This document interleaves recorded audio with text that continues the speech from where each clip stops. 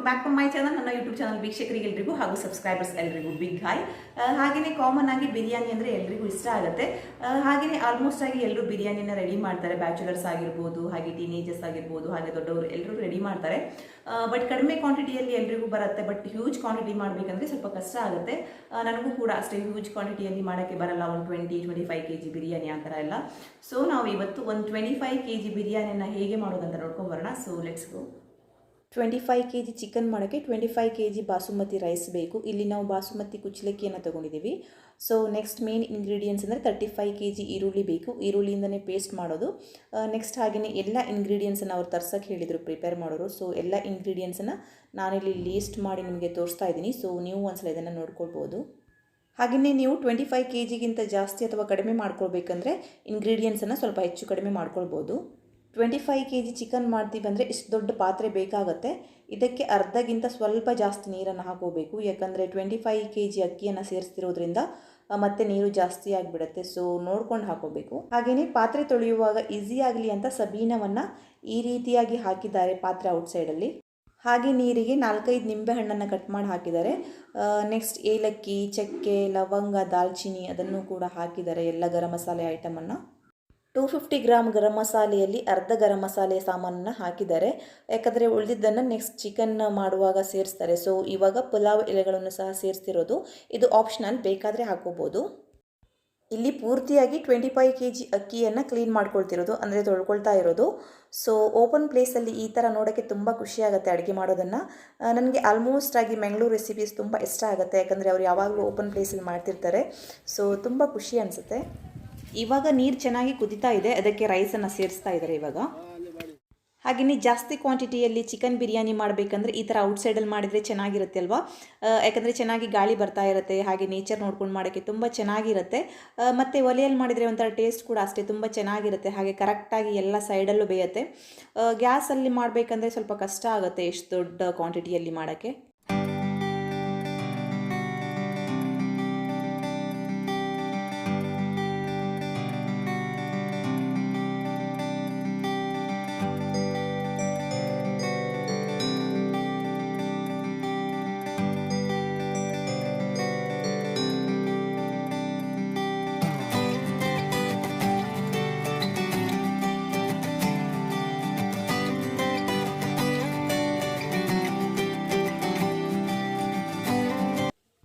ಇವಾಗ ಮುಚ್ಚಳವನ್ನು ಮುಚ್ಚಿ ಬೇಯಿಸೋಕ್ಕಿಟ್ಟಿದ್ದಾರೆ. 75-80% ಬೇಯಿಸ್ಕೊಂಡ್ರೆ ಸಾಕು.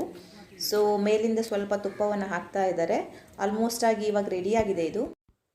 ಚಿಕನನ್ನು ಹಾಫ್ ಆನ್ ಅವರ್ ಮುಂಚೆ ತೊಳೆದು ಮ್ಯಾರಿನೇಷನ್ಗೆ ಇಟ್ಕೊಳ್ತಾ ಇದ್ದಾರೆ. 250 ಗ್ರಾಮ್ ಬರೆದಿದ್ರು ಅರಿಶಿನ ಪುಡಿ, ಕೋರಿಯಂಡರ್ ಪುಡಿ, ಹಾಗೆ ಗರಂ ಮಸಾಲ ಪುಡಿ ಎಲ್ಲ. ಅದರಲ್ಲಿ ಅರ್ಧವನ್ನು ಯೂಸ್ ಮಾಡಿ ಸ್ವಲ್ಪ ಉಪ್ಪನ್ನು ಸೇರಿಸಿ ಈ ರೀತಿಯಾಗಿ ಮ್ಯಾರಿನೇಷನ್ಗೆ ಇಟ್ಟಿದ್ದಾರೆ. ಇವಾಗ ರೈಸ್ ರೆಡಿಯಾಗಿದೆ. 75-80% ಬೇಯ್ದಿದೆ. ಇದನ್ನು ಇವಾಗ ಬುಟ್ಟಿಯಲ್ಲಿ ಹಾಕ್ತಾ ಇದ್ದಾರೆ, ಯಾಕಂದರೆ ನೀರು ಚೆನ್ನಾಗಿ ಇಳಿದೋಗ್ಲಿ ಅಂತ. ಬಿಸಿ ಬಿಸಿಯಾಗಿ ಹೊಗೆ ಬರ್ತಾ ಇದ್ರೆ ಸರಿಯಾಗಿ ಬೆಂದಿದೆ ಅಂತ ಅರ್ಥ. ಜಾಸ್ತಿ ಆಯ್ತು. ಇದು ನಮ್ಮ ತಮ್ಮನವರು ಹೇಳ್ತಿರೋದು, ನಾನು ನೆಕ್ಸ್ಟ್ ಇದೇ ರೀತಿ ಹೇಳ್ತೀನಿ ಅಂತ. ಸೊ ಜೋಕ್ ಮಾಡ್ತಾ ಇದ್ರು. ರೈಸನ್ನು 2 ಲೇಯರ್ ಮಾಡ್ತಾ ಇದ್ದಾರೆ. ಫಸ್ಟ್ ಲೇಯರನ್ನು ಆಲ್ರೆಡಿ ಮಾಡಿದ್ದಾರೆ. ಬುಟ್ಟಿಯಲ್ಲಿರುವ ರೈಸನ್ನು ಹಾಕಿ ಅದ್ರ ಮೇಲೆ ಕೋರಿಯಂಡರ್ ಲೀವ್ಸ್ ಮತ್ತು ಪುದೀನಾ ಲೀವ್ಸ್ ಹಾಗೆ ಸ್ವಲ್ಪ ಗರಂ ಮಸಾಲ ಮತ್ತು ಕಲ್ಲರನ್ನು ಹಾಕಿದ್ದಾರೆ. ಇವಾಗ ನೆಕ್ಸ್ಟ್ ಲೇಯರನ್ನು ಹಾಕ್ತಾ ಇರೋದು ಇದ್ರ ಮೇಲೆ.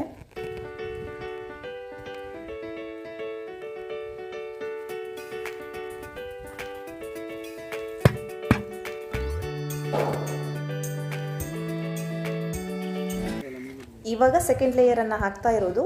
ತುಪ್ಪವನ್ನು ಹಾಕಿ, ಕಲ್ಲರನ್ನು ಹಾಕಿ, ನೆಕ್ಸ್ಟ್ ಕೋರಿಯಂಡರ್ ಲೀವ್ಸ್ ಮತ್ತು ಪುದೀನವನ್ನು ಹಾಕಿ ಸ್ವಲ್ಪ ಗರಂ ಮಸಾಲೆನೂ ಸಹ ಹಾಕ್ತಾ ಇದ್ದಾರೆ. ಮೇಲಿಂದ ಇವಾಗ ದಮ್ ಬರ್ಸೋಕ್ಕೆ ಕೆಂಡವನ್ನು ಹಾಕ್ತಾ ಇರೋದು. ಆಲ್ಮೋಸ್ಟ್ ಆಗಿ ಬಿರಿಯಾನಿ ರೈಸ್ ರೆಡಿ ಆಗಿದೆ. ಅದರಷ್ಟಕ್ಕೆ ಅದು ಇವಾಗ ಆಗುತ್ತೆ. ಹಾಗೆಯೇ 35 kg ಈರುಳ್ಳಿ ಇರೋದ್ರಿಂದ ಈ ರೀತಿಯಾಗಿ ಕಟ್ ಮಾಡ್ಕೊಳ್ಬೇಕು. ಅವರು ನಾರ್ಮಲಾಗಿ ಕಟ್ ಮಾಡ್ಕೊಳ್ಳೋಕ್ಕೆ ಆಗಲ್ಲ, ಯಾಕಂದರೆ ತುಂಬ ಟೈಮ್ ತೊಗೊಳುತ್ತೆ. ನೆಕ್ಸ್ಟ್ ಇದೆಲ್ಲ ಪೇಸ್ಟ್ಗಳು. ಗೋಡಂಬಿ ಮತ್ತು ಎಳ್ಳನ್ನು ಹುರಿದು ಪೇಸ್ಟ್ ಮಾಡಬೇಕು. ಶುಂಠಿಯನ್ನು ಹಾಗೆ ಪೇಸ್ಟ್ ಮಾಡಿದರೆ ಸಾಕು. ಹಾಗೆಯೇ ಬೆಳ್ಳುಳ್ಳಿಯನ್ನು ಅಷ್ಟೇ ಹಾಗೆ ಪೇಸ್ಟ್ ಮಾಡಿಕೊಂಡ್ರೆ ಸಾಕು. ಇವಾಗ ಎಲ್ಲ ಈರುಳ್ಳಿಯನ್ನು ಕಟ್ ಮಾಡ್ಕೊಂಡು ಆಗಿದೆ. ಮೇನ್ ಕೆಲಸ ಅಂದರೆ ಈರುಳ್ಳಿಯನ್ನು ಕಟ್ ಮಾಡೋದು. ಗ್ರೇವಿ ಕೂಡ ಅಷ್ಟೇ ಈರುಳ್ಳಿಯಿಂದನೇ ತುಂಬ ಟೇಸ್ಟಾಗಿ ಬರುತ್ತೆ. ಸೊ ಆಲ್ಮೋಸ್ಟ್ ಆಗಿ ಆಯಿತು ಇವಾಗ. ಇಲ್ಲಿ 2 kg ಆಗುವಷ್ಟು ಎಣ್ಣೆಯನ್ನು ಹಾಕಿ ಅರ್ಧ kg ಆಗುವಷ್ಟು ತುಪ್ಪವನ್ನು ಹಾಕೊಳ್ತಾ ಇದ್ದಾರೆ. ಹಾಕೊಂಡಾಗಿದೆ ಎರಡನ್ನೂ ಸಹ. ಇವಾಗ ಇದಕ್ಕೆ 1 kg ಆಗುವಷ್ಟು ಹಸಿಮೆಣಸಿನಕಾಯಿಯನ್ನು ಸಹ ಆ್ಯಡ್ ಮಾಡ್ತಾ ಇದ್ದಾರೆ. ಹಾಗೆ ಇವಾಗ ಕಟ್ ಮಾಡಿಟ್ಕೊಂಡಂಥ ಎಲ್ಲ ಈರುಳ್ಳಿಯನ್ನು ಸೇರಿಸ್ತಾ ಇದ್ದಾರೆ.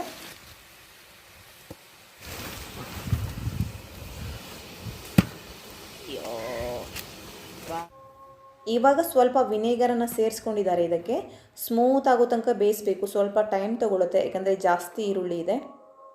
ಹಾಗೆ ಉಳಿದಂಥ ಗರಂ ಮಸಾಲೆಯನ್ನು ಆ್ಯಡ್ ಮಾಡ್ಕೊಳ್ತಾ ಇದ್ದಾರೆ. ಆವಾಗ ರೈಸ್ ಮಾಡುವಾಗ ಸ್ವಲ್ಪ ಹಾಕಿದ್ರು, ಚಕ್ಕೆ, ಲವಂಗ, ಹೂವು ಎಲ್ಲ ಇವಾಗೂ ಸಹ ಹಾಕ್ತಾ ಇದ್ದಾರೆ ಇದಕ್ಕೆ.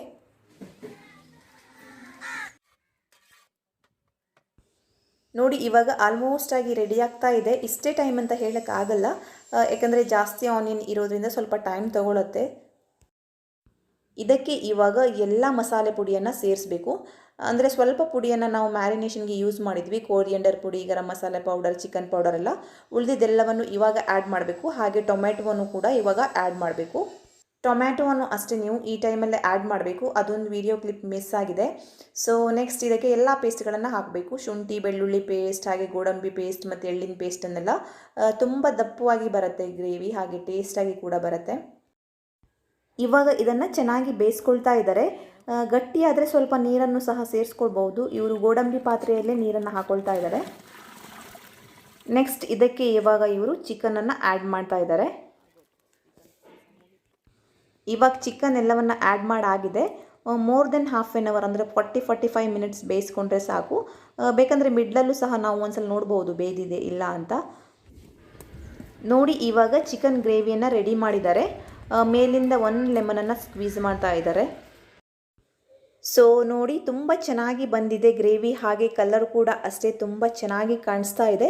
ಇದಕ್ಕೆ ಇವಾಗ ಇವರು ಕೋರಿಯಂಡರ್ ಲೀವ್ಸನ್ನು ಆ್ಯಡ್ ಮಾಡ್ತಾ ಇದ್ದಾರೆ. ಟೇಸ್ಟ್ ಕೂಡ ಅಷ್ಟೇ ತುಂಬ ಚೆನ್ನಾಗಿ ಬಂದಿದೆ. ನಾನು ಟೇಸ್ಟ್ ಮಾಡಾದ್ಮೇಲೆ ಈ ವಿಡಿಯೋ ಅಪ್ಲೋಡ್ ಮಾಡಿದ್ದು. ಸೊ ನೀವು ಒಂದ್ಸಲ ಇದನ್ನು ಟ್ರೈ ಮಾಡಿ ನೋಡಿ. ತುಂಬ ಜಾಸ್ತಿ ಕ್ವಾಂಟಿಟಿಯಲ್ಲಿ ಮಾಡೋರಿಗೆ ತುಂಬ ಹೆಲ್ಪ್ ಆಗುತ್ತೆ ಈ ವಿಡಿಯೋ ನೋಡಿದ್ರೆ. ಅಟ್ಲೀಸ್ಟು ಹೇಗೆ ಮಾಡ್ಬೋದಂತ ಒಂದು ಅಂದಾಜು ಕೂಡ ಸಿಗುತ್ತೆ.